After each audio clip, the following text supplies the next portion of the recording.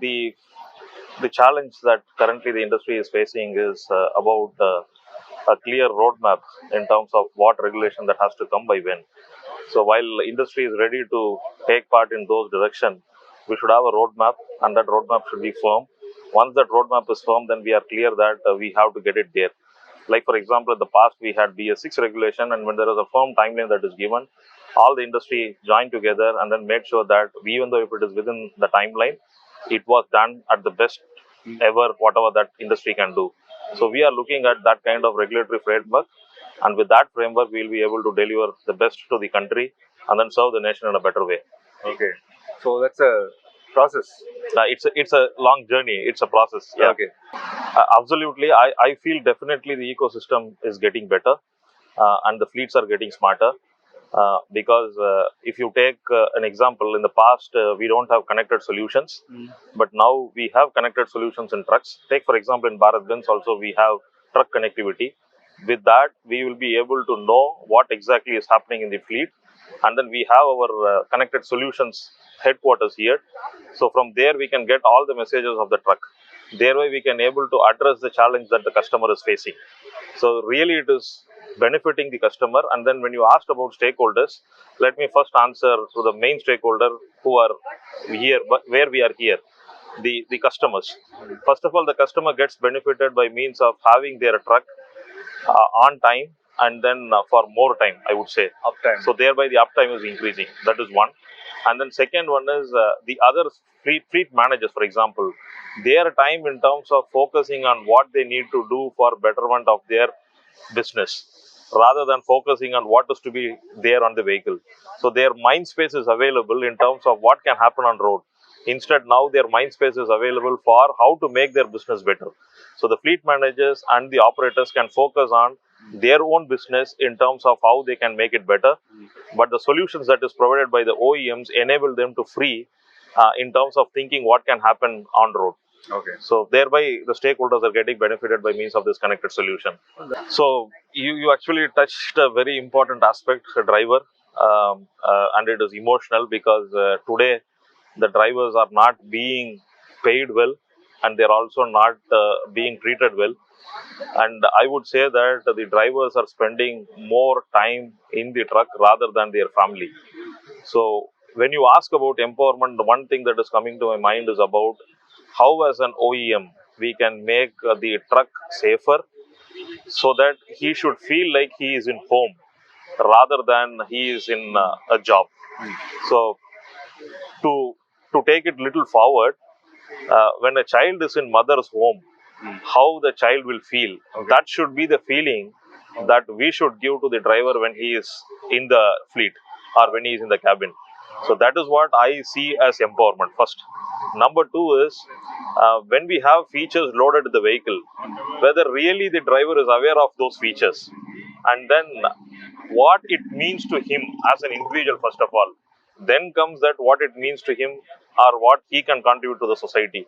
So when we make sure that the awareness is available to him in terms of feature, he will be able to use it with the right sense. Today what happens, most of the time they are not using it only because the awareness is not available. So empowerment from our side is like how we are creating awareness about the feature and how it is helping him as an individual. And second one is how he is making an impact to the society when he is using that feature. If these things are known, then definitely I have no doubt any driver would make an attempt to switch off a safety feature and then drive the truck. So these are the two things that I would say as empowerment to be given. Third one, which is one more aspect, the feature should be a pilot, a co-pilot. It should be like, it should be an enabler. The feature should not be feel like, okay, he is pressed hard to follow that and then use it. Instead, if it is made easy, then definitely it will be a welcoming approach by the driver himself rather than we pushing a feature to him. So these are the three things that I see as empowerment to drivers. And one last impact or last important point that I would like to touch upon is we should all think about how we can make this driver profession a profession that can be taken up by the next generation. Because today there is an acute shortage of drivers. So empowerment is like how we can make this profession a profession that somebody wanted to take it up. Because in the past it was, but today in the present scenario nobody wanted to take up this profession. Correct. But can we leave the situation as it is? No. So we, as part of the journey, we should make something which can make the driver to take this profession moving forward. See, for example, as I said, he is spending more time in truck. So how we can make his availability or his time in driving the truck, but instead he can also connect with his family. He can also be relaxed, and then he can do something else by means of giving small autonomous areas, so that he can take that time space for doing his personal work. That is one. Second one is see, when the driver's comfort is very important, right? So how we can make the driver feel comfortable when he is on the driver's seat.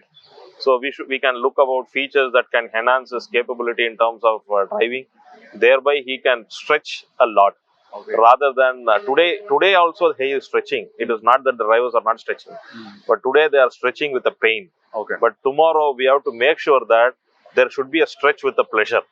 So how to convert this pain into pleasure is in the hands of OEMs, and it is also in the hands of the stakeholders, so that we can convert this and then make this profession really a profession that means a lot. Because I don't see a difference between a pilot who is driving a plane and a driver who is driving a truck or bus.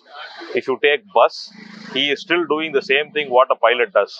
He is taking care of all the people who is traveling. So I don't see there is a difference in life. When somebody is flying in a flight, his life is at say X.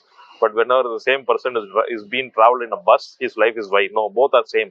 Okay. So we have to give that perspective and then make sure that they are taken care. See, technology definitely plays a vital role in terms of improving productivity. For example, the truck that you are seeing here has an AMT transmission.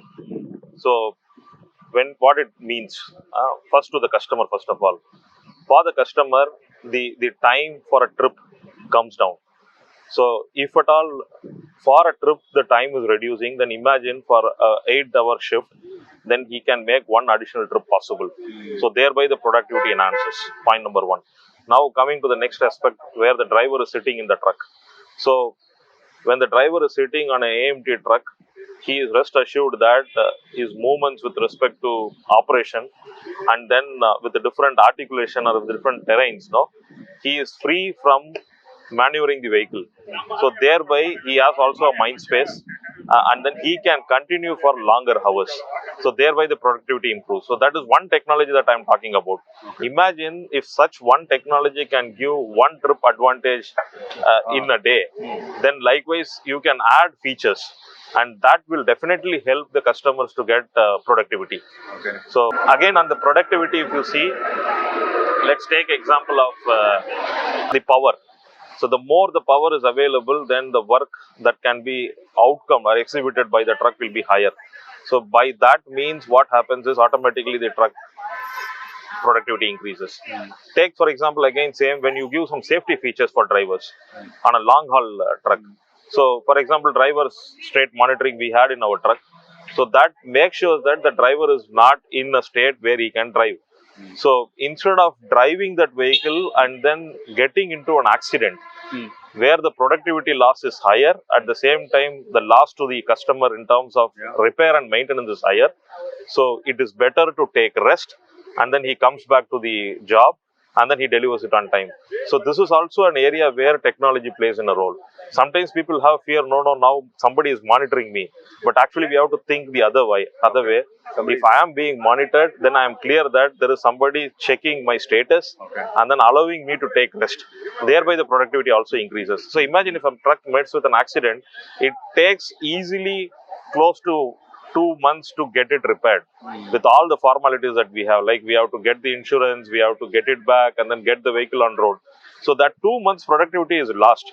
But a driver state monitoring, if it is available, then it is not only about productivity, it is also about the lives that is saved. Correct. And the driver's life that is saved. So we have to be pragmatic in that aspect.